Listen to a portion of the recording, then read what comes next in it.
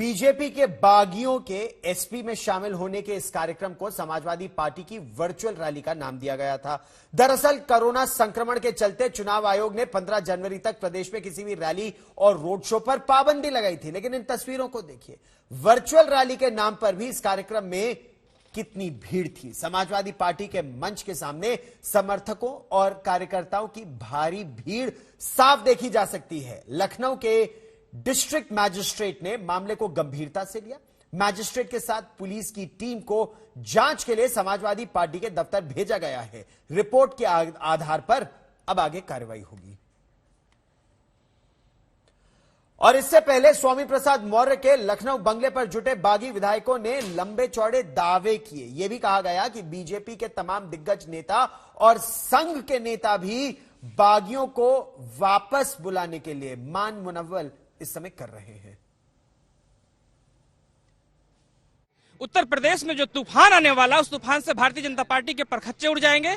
और जो हम लोग आज ज्वाइन कर रहे हैं, इसके साथ ही साथ लगभग रोजाना एक माननीय मंत्री गण और एक माननीय विधायक, एक दो चार माननीय विधायकगण इस्तीफा देते रहेंगे। इस सारा आप समझिए, कोई रहना नहीं चाहता वहां पर। और ये चुनाव दलित, पिछड़ा, अल्पसंख्यक बनाम भारतीय जनता पार्टी हो गया है। और 85 तो हमारा है, 15 में भी बंटवारा है। बीजेपी वाले तो अभी भी बुला रहे हैं कि आ जाओ भैया।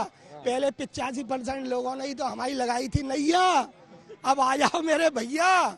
85% लोगों ने हमारी पार लगाई थी नैया, आ जाओ मेरे मल्ला भैया, हमारी नाव लगा जाओ किनारे।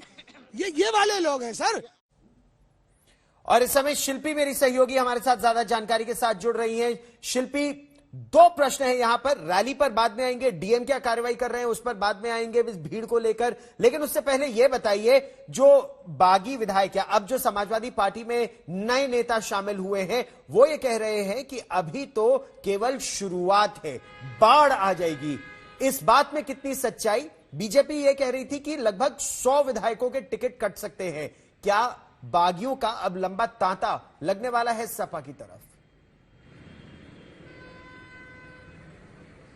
बिल्कुल, देखिए गौरव, ये चिंता बीजेपी में भी है। एक मैं आपको अपडेट दे दूं कि अभी थोड़ी देर पहले ये सूचना आई थी कि पार्टी कार्यालय, जहां पर इस समय हम हैं, बीजेपी कार्यालय लखनऊ में, यहां पर केशव प्रसाद मौर्य की एक प्रेस कॉन्फ्रेंस होने वाली है। वो मीडिया से बात करेंगे।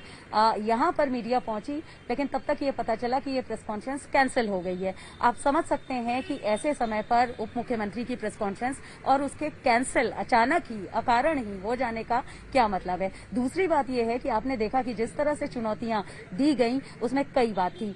सीधे तौर पर चेतावनी थी कि मैंने जिसका साथ छोड़ा उसका क्या हुआ, ये देखना है। इसको आप बड़बोलापन भी कह सकते हैं।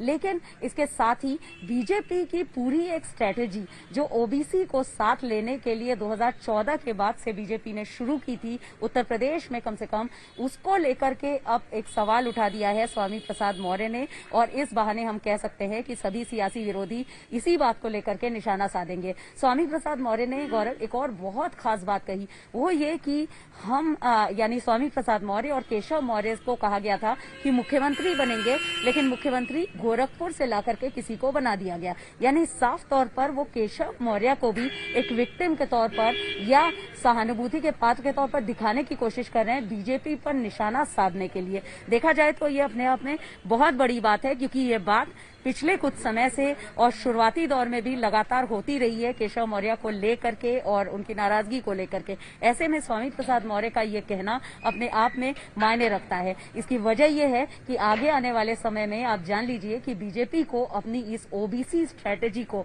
बनाए रखने के लिए कई ऐसे प्लान्स लाने होंगे, योजना लानी होगी। और अब शायद मजबूरी हो कि केशव मौर्य या जो दूसरे पार्टी में पिछड़े नेता रह गए हैं, उनको पार्टी ज्यादा तवज्जो दे। ये भी एक मजबूरी पार्टी की हो सकती है। क्या होगा ये आने वाला समय बताएगा। लेकिन आज केशव मौर्य की प्रेस कॉन्फ्रेंस कैंसिल हुई है, हो सकता है शाम तक करें या कल करें और बताएं कि स्वामी प्रसाद मौर्य ने जो कहा है वो गलत कहा है और मेरी पार्टी ने हमेशा मेरे साथ न्याय किया है। लेकिन पार्टी की पूरी एक स्ट्रेटेजी जो ओबीसी वोट को लेकर है, उसको नए सिरे से रिव्यू अब बीजेपी को करना होगा उत्तर प्रदेश चुनाव से पहले।